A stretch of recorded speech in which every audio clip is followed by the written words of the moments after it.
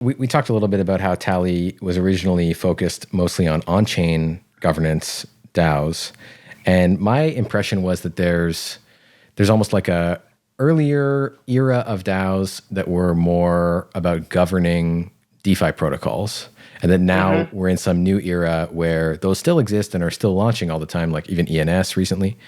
Maybe you wouldn't call ENS DeFi, but in any case, governance of protocols that predate the DAO in some cases. And then now there's also like everything that's going on Juicebox, on Party DAO, on, I mean, even, I don't know if people would, probably Andy wouldn't, but Fractional, you might consider not sort of, there is a governance element in there, at least in as much as I'm aware of setting the reserve price for kicking off the auction to sort of defractionalize a fractional NFT. So there's this whole range. I think Andy would probably say that fractional is not, they're not DAOs, but there's just like a built-in mechanism for voting on the price. I'd be curious to know. But some people, do you think a DAO has to have, is governance a key feature in a DAO in your mind?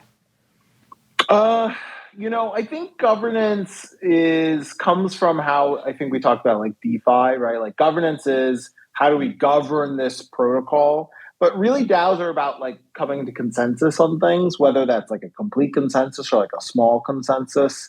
Do DAOs need to govern things? I don't necessarily, like there are a lot of DAO purists, so I may get flamed for this. But I don't necessarily think so. DAOs might just be loose groups of like people over the place, right? Like there's this one group that I started. It's just a Telegram chat. It's called Mad DAO. Stands for Mom and Dad DAO. It's just a Telegram channel. We're kind of an organization, right? Like there's all these people all over the world. We're decentralized, and we're in this chat group together. That doesn't really rise to, I think, like our definition of like what a DAO is and what people expect. To be a DAO, especially sort of from the Web3 like purists, of which I kind of used to call myself one of. But now suddenly you see all these people who are showing up to Web3 saying, "Oh, can this thing be a DAO? Or can this thing be a DAO? Or I want to work for a DAO, or I want to be in a DAO." And you're like, "What is a DAO for you?" And they're like, "I have no idea, but I want to be in it." And I think that's really fascinating, and I think that changes a lot what maybe the DAO, being in a DAO, or what a DAO means. So, yeah, I have to say I'm in the middle of sort of like a transition thinking as to like what is required to actually be a DAO. Yeah, it seems like the word is popular enough that people are going to expand what it means, and nobody can stop that, even if they had a strict definition of it before. Yeah, that's the kind of wild idea of how you can just like fork culture. And I think it's interesting because sometimes we see kind of really heated debates in the Web3 space about like what a DAO is and what that means, and it's just like, lol, Web2 people have just shown up and just forked the word DAO, and they're throwing it on and every taco and hot dog they come across, and there's nothing we can do about it. So it's kind of funny to see the sort of open source be culture as well. The DAO, the first DAO, was almost more aligned with the sort of DAO that we see today, which is a bit more kind of transactional. Like today, like collector DAOs where they pull capital together and they go acquire NFTs. Like the DAO was pulling ETH together to go, invest in things or maybe go buy things, or people buying sports teams now and so on. So that's kind of interesting. Versus like the 2017 era DAO was maybe, I guess that was all in the image of MakerDAO, which was more about like governing a protocol, like building and governing and propagating like a specific instance of a protocol. And maybe that's our like taxonomy. Like it's like that. Those are kind of like the two main models, and there's obviously a lot of like space and wiggle room between them. But you can kind of like divide the world between those two kind of primary formats. I don't know. I'm probably missing a couple of like major categories. I would say. I think, if we go on the sort of like purest definition, like decentralized autonomous organization, right? You can kind of look back and see that, these things kind of existed always, right? Like, some church groups are kind of decentralized autonomous organizations. Some sort of beliefs clubs kind of count in many ways. I think today we certainly see them as being like intermediated by like smart contracts or something on chain that sort of can enforce decisions without sort of like relying on humans themselves or like codifying the rules. But I would even say that like Bitcoin, especially the early like proof of work blockchains, are very much DAOs in the way that they were run in the early days, at least, where rather than it be how to invest money, it's like how to build something. But yeah, I mean, you either keep the definition really strict, or suddenly it includes like the Boy Scouts, right? So it's kind of hard to say. Is that true? Is there no central like head to the Boy Scouts, or is the Boy Scouts just like a kind of collective of different chapters? I actually don't know. So maybe that's a poor example. Yeah, I've heard the AA is run that way. Like there is no central org to the AA. Okay, yeah, that would be a great example then.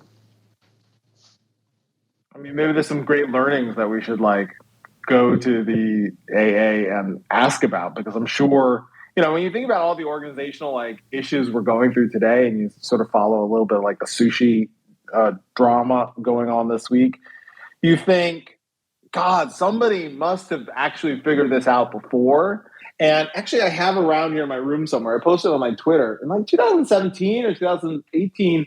One woman gave me a book that said, "So now you've got a DAO," and it's all about how to run a DAO. And it's like a medium thickness paperback, and that's 5 years ago. I have to find that and like share it again. There's also like to go more on the purist track, there's like how Vitalik originally defined a DAO, which was about automation and smart contracts at the center and humans kind of on the edges, like executing or interacting with the real world and so on. I think that take is interesting because the joke about DAOs is like they're just a multi-sig and so on, and like there's kind of zero automation happening in the middle outside of like just the multi-sig kind of mechanic. But I think that's starting to change. I mean, everything around like compound governance, so like proposal can actually turn into like instantiated code on chain. I think also what's happening with like whatever the next gen of DAO tooling is interesting too. So on party bid, something we think about a lot is just trying to streamline like what a party does, and to the to whatever extent that party is a DAO, anyone in there can bid, and then the smart contract itself will bid on the NFT, will then fractionalize it, will kind of take all these actions, but with no kind of central coordinator to that, or without needing to rely on any specific party. It just relies on software to do that. I would also argue the same for like Juicebox. Kind of Juicebox provides like a default opinionated automated way to think about treasury management and issuance of new tokens, and that's all kind of encoded in the software. So I'm curious. I guess like part of my thesis, and this is obviously still being informed, but part of my thesis on like the next generation of like DAOs and the software that supports those DAOs is that the software itself is like highly opinionated about what the DAO should do. And then that opinion actually is, automated through the software on chain. And, to use a very bad analogy, like to me, what that represents is like somewhat of a transitional moment from like, what we saw, say, in the internet from like, normal Web 1 to Web 2. And Web 2 was really characterized by like, I would almost characterize it one way as like, it made publishing very narrow and constrained and highly opinionated. So previously, to publish online, you had to like use some software stack like Dreamweaver or GeoCities or Squarespace or something to produce like a whole website. And all of your decisions about the website, had to be, thought about from scratch. You maybe needed a logo for your website and a whole kind of like information architecture of how the menu was going to be organized, and just all these things you had to think through just to like, put something online. And then it became more about like, hey, just throw a photo online using Instagram, or just post 140 or whatever 280 characters online using Twitter. And the narrow constraints kind of is what produced a explosion of information and publishing online, and then just the amount of data that was then being shared, because you just made it so easy through the narrow constraints to publish, kind of exploded.